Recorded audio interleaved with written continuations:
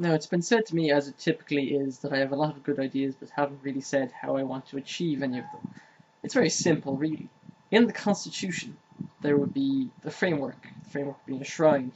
When we have one citizen, they are head of government, head of state, head of judiciary. When we have two, and so on. Now, Osmos made the point that, yes, if you go from 7 active citizens down to 2, then everyone loses their positions. Yes, everyone should lose their positions, because the way I'd measure activity is, you can use it on a PHB board or anything like that, show who has posted within the last 3 weeks to a month. I think if someone hasn't posted in a month without being given a leave of absence, then they're clearly not as dedicated to the nation as their position within it would suggest. This might be the ideal opportunity to mention that I would also ban dual citizenship.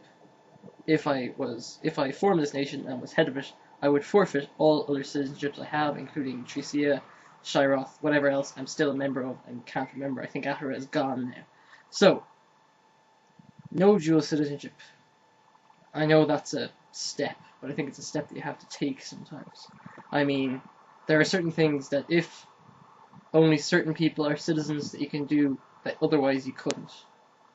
For example, proper citizens would have full posting rights. Now, in a micronation that just acknowledged the fact that it was the forum and nothing else, not that everyone's the count or duke of their own little fictional piece of pixelated land, then I think citizenship matters more.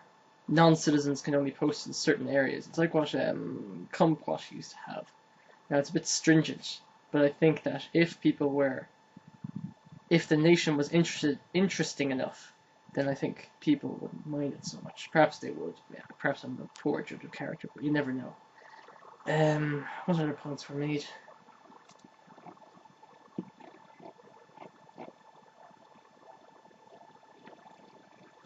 Someone said, Scott said that it was very non-different from what had come before. I think it is sort of different, Scott, because what has come before is this kind of thought that, well, Tricia had it, Shirot had it, that they start off acting as if they're a real nation. You know what I mean? Yes, there's a recognition it's not all real. No one really lost themselves in it. However, there were certain aspects to it, certain laws that would have been passed in the legislature, certain things people did as if they were in a real nation. Whereas the fact was never faced. No, this is not a real nation, this is a micronation.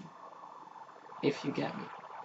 Apart from culture, I have no problem with culture. I mean, I spent 5 years creating the Trician culture and a large part of the Shirithian culture. I mean, I am as dedicated as anyone to micronational culture. It's just that I don't feel that it should be the main pursuit of a nation. Now, I know the word nation derives from, city-states. A culture that certain people share is a nation. Otherwise, it's just a state. But I think that we should build the state then first. Perhaps we call ourselves a micro-state before we become fully-fledged micronation. And I would say that would be one of the aims, to become an actual micronation, to have a common culture, that common purpose that binds its citizens together, apart from being random people who met on the internet and decided to crown themselves king or whatever. That's all I have to say. Just a few responses. If I have anything more original, I will post it.